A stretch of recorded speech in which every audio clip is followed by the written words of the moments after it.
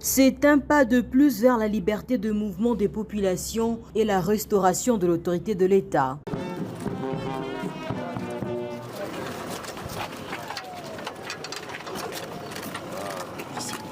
L'ouverture symbolique de ce cadenas par le vice-premier ministre, ministre de l'Intérieur, Sécurité, Décentralisation et Affaires coutumières, Chabani Luko Biango Jacquemin, marque la réouverture officielle du poste frontalier des Kavivira, situé à Uvira, dans la province du Sud Kivu, à la frontière entre la République démocratique du Congo et le Burundi. Le vice-premier ministre Chabani conduisait une délégation gouvernementale composée de la ministre d'État en charge des affaires sociales et actions humanitaires, F. Bazaïba, du ministre de l'Intégration régionale, Floribert Anzoulini, et une représentation des élus du peuple composée des députés nationaux et sénateurs. Ce poste frontalier avait été fermé suite à l'occupation de la ville d'Uvira par la rébellion de la FC-M23. Cette action symbolique augure donc la reprise des échanges commerciaux entre les deux pays. Après cette réouverture officielle, le vice-premier ministre a ensuite reçu les honneurs militaires et policiers avant un bain de foule avec la population venue manifester leur joie et soutien à cette initiative visant à relancer l'activité économique des habitants d'Uvira.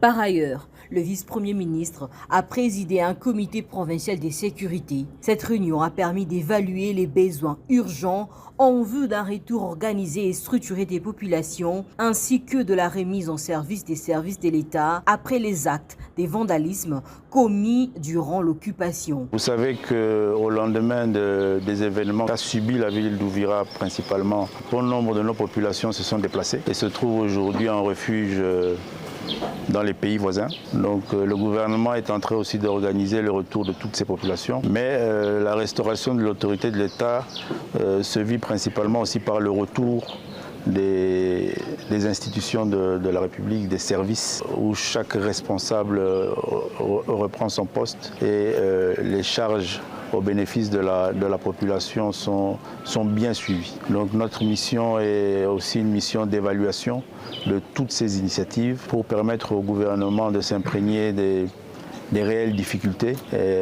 à gérer et à trouver des solutions. C'est dans ce cadre-là que nous avons eu un échange avec le gouverneur de la province et toute son équipe. Que nous estimons que la ville d'Uvira est une ville pilote dans l'initiative de la restauration de l'autorité de l'État. Que pour cette première étape, les choses puissent se passer bien, que la police puisse se redéployer, que les différents services sociaux puissent aussi reprendre. Accompagné du gouverneur Jacques Pourouzi, ainsi que des responsables des services de sécurité, dont la Direction générale des migrations, le vice-premier ministre a évalué les dégâts causés durant l'occupation de la ville. Il a rassuré que le gouvernement prendra toutes les dispositions nécessaires pour établir l'administration, remettre de l'ordre et renforcer durablement l'autorité de l'État dans cette partie du pays.